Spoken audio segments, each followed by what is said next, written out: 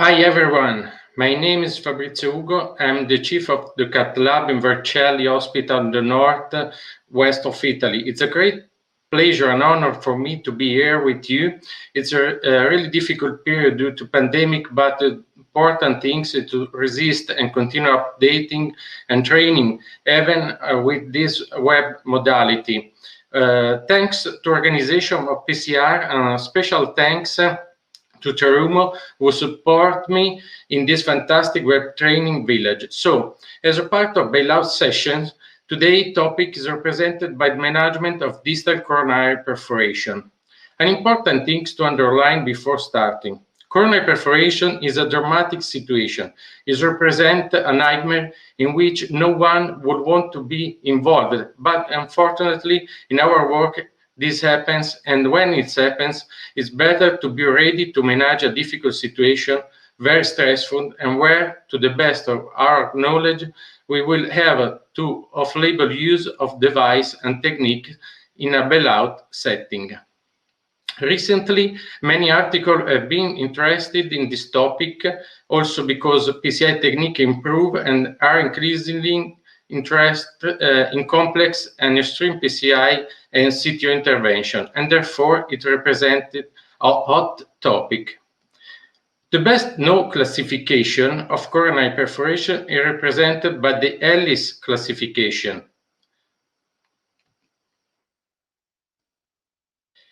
The type 1 is of early classification is an extraluminal crater without extravasation. The type 2 is a pericardial or myocardial blush without contrast jet extravasation. The type 3 is represented by an extravasation through frank measure of 1 millimeter perforation. The type 4 of cavity spilling is represented by a perforation to an anatomic cavity, chamber, or coronary sinus, or vein, for example, with a fistula creation. I personally believe that the PCR classification is the most complete and that it also introduces the type 5 perforation or distal perforation into the classification. We may have a distal guide perforation or a perforation of a septal or epicardial vessel, for example, during a CTO approach. If we examine of the all causes of perforation, as Azzalini did in this beautiful review, we see about 1/3 of all coronary perforation are caused by the use of guide wire. It is evident that this depends on many things. The type of guide wire used, those with weaver or polymeric tip, for example, are also more aggressive and dangerous. It's so important how you handle a guide wire. So my friend Tom Johnson wrote a great work in which he stressed about the concept of a team ready to handle an emergency. The use of checklist and treatment algorithm to use an emergency equipment trolley. So the effective team working is essential to limit the risk of procedural complication and ensure good outcomes when they occur. Furthermore, in this paper, this is a beautiful table where the compatibility on the use of microcatheter, coils, guiding catheter, etc. are summarized. But today technology helps us and we can download an app called Complex PCI Solution for our mobile phone. This is the app created with my friends and colleagues from Turin. Is an interesting app that allows us to evaluate the compatibility of different devices inside on the guiding catheter. This year, we did a webinar with Thomas Johnson on coronary perforation. And during this webinar, Tom showed the result of a poll he did on Twitter. How do you treat distal coronary perforation? This is the question. These are the answers. About half of the people replied that they would use prolonged balloon inflation. 30% would have used the coils, and the remaining group would have used fat or a clot to close the distal perforation. Indeed, we have several possibilities to seal a distal perforation. At our disposal, we have many techniques and devices that derive mainly from the world of interventional radiology. So we have coils, fat, clot, microbeds, thrombin, or cutting balloon, but a clarification must be made. Not all these things can be used in interventional cardiology and coronary arteries. For example, the microbeds embolize in the other branches and can cause infarct related in another district. So it's forbidden for me. Thrombin can cause thrombosis and the whole vessel. It is dangerous and therefore forbidden. The cutting of the balloon is, in my point of view, more a MacGyverism than a real solution. The clot cut into the small pieces can be used. I did it. It immediately sealed the perforation, but after 30 minutes, when the patient was already in intensive care, it dissolved and the patient had a cardiac tamponade. Therefore, I don't recommend it. So, the remaining possibilities are represented by the use of fat and coils. Then we can take some subcutaneous fat with a femoral needle and then cut it into small pieces and insert them into a microcatheter to close the distal perforation by pushing them with a guide wire. These two I have personally tried. The microcatheter needs to be refilled of contrast because fat is not seen inside the microcatheter. The solution has worked in my case, but is not very safe, and we must remember that the fat floats. So personally, I sponsored the use of coils to see in total safety and correctly the distal vessel perforation. These are the Terumo Azure coils. They are detachable coils with electrolytic method and differ from others with mechanical detachment. When we choose a coil to keep in our cath lab, it's important that we check in advance that the coil is compatible with our microcatheter that we use in interventional cardiology every day. As you can see, it's very clear that they are peripheral coils because the coils are born for the peripheral, but we use them in total bailout in this perforation setting during coronary intervention. On the market, no coil has to date a certification for coronary artery intervention. The diameter of the curve and the length of the coil are expressed on the package. So when we open the package, remove the coil from the plastic snail. There is a metallic part, which is the rigid part of the coils, and a plastic insert. This is the curve of the coil. Okay, to insert the coil, we bring the plastic part close to the microcatheter, and the second operator can push the rigid part. When the coil is inside the microcatheter, you can remove the plastic part and push the rigid part until the coil comes out of the distal tip of the microcatheter. To release the coil, we insert the back metallic part inside the manipulator, which turns on a green light. At this point, you can press the button and you will hear 3 distinct beeps. The coil is detached. So I would like to show you now a case that happened to us. This is a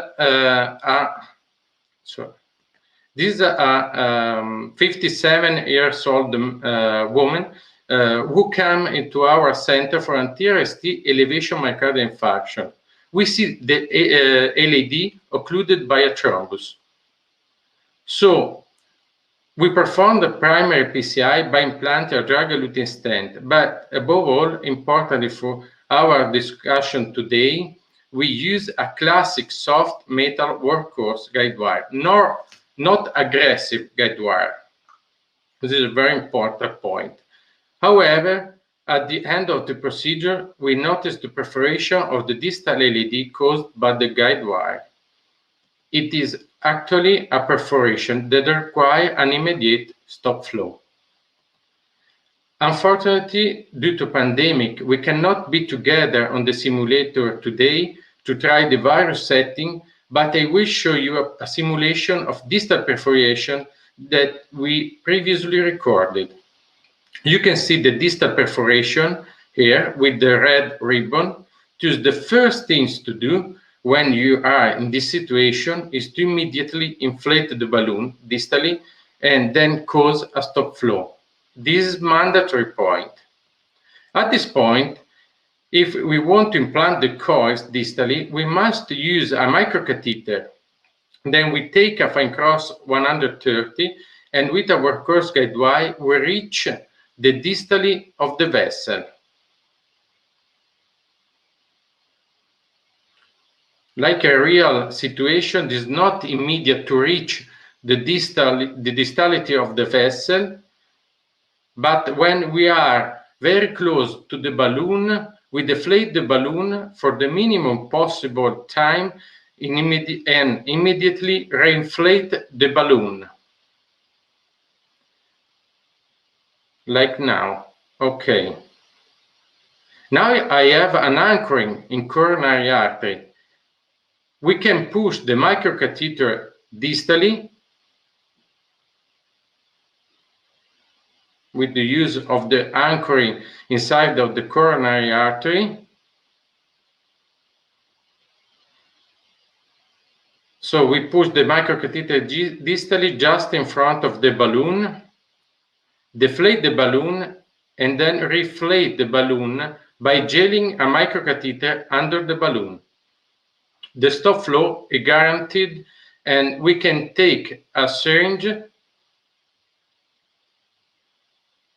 with pure contrast and inject from the micro with the tip injection.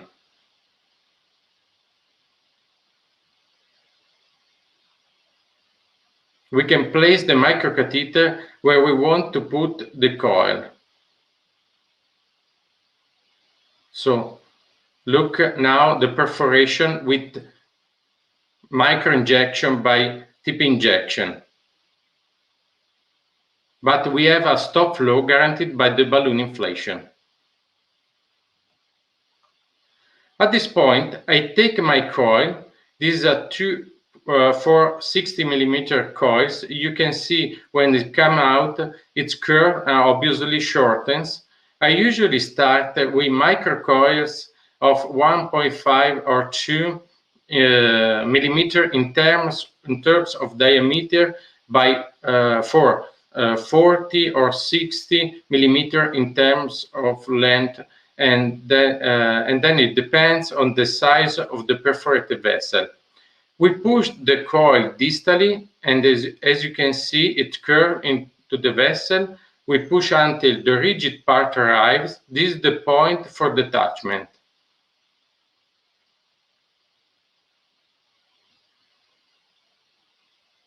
We take the green manipulator for electrolytic detachment we have seen before, insert the rigid part of the coil and push the button and detach the coil with 3 beeps.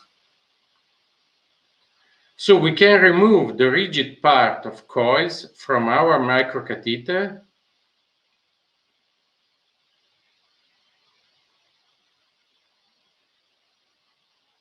The coil is detached. So we can also check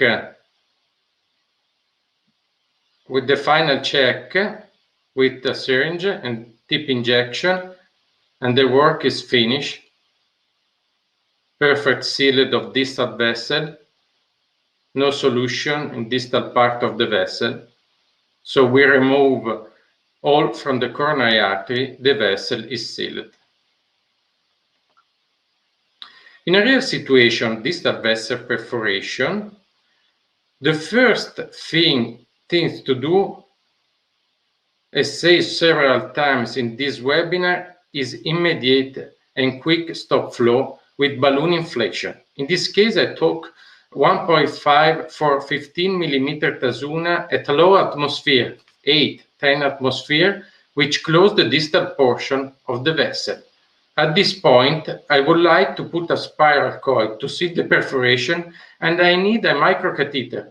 But I am a 6 French guiding catheter. Usual, our guiding catheter is 6 French. The question is, can I put a microcatheter and a balloon together inside my 6 French guiding catheter? Or I need a ping-pong technique with another vascular access?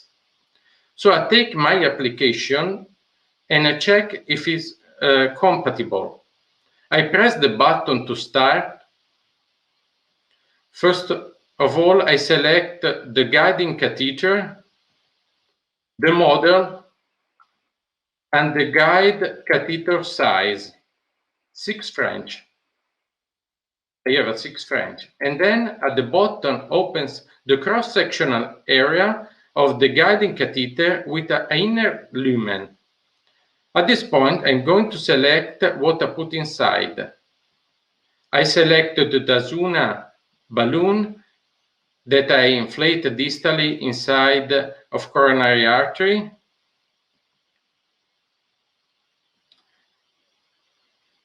And this is the graphic representation of the hypotube of the balloon inside of the guide catheter.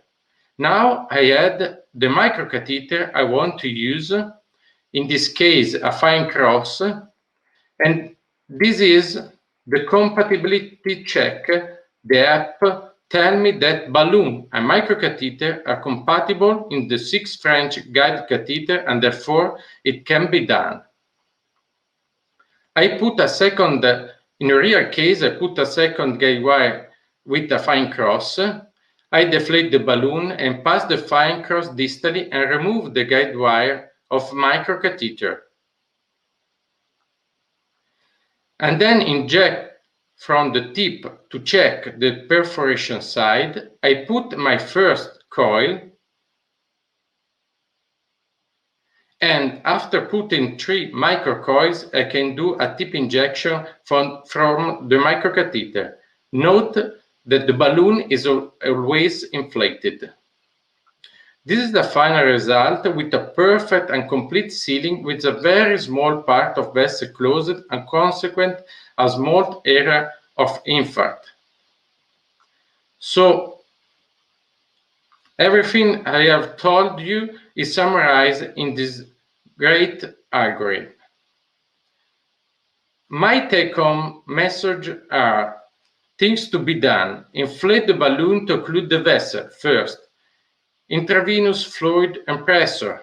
Pericardiocentesis if hypotension, if there is a cardiac tamponade. Notify surgery. Option to treat the coronary perforation are cover stent if side branch perforation. I seal with implant with putting a cover stent in the main vessel, and the use of embolization of coil, a stress to use of coil for distal vessel sealing. If you want to look for material on this topic, I recommend the PCR algorithm, the Thomas Johnson article, and our app, Complex PCI Solution, is a free app. So thank you everyone. Hope to see you in person very soon. Bye bye.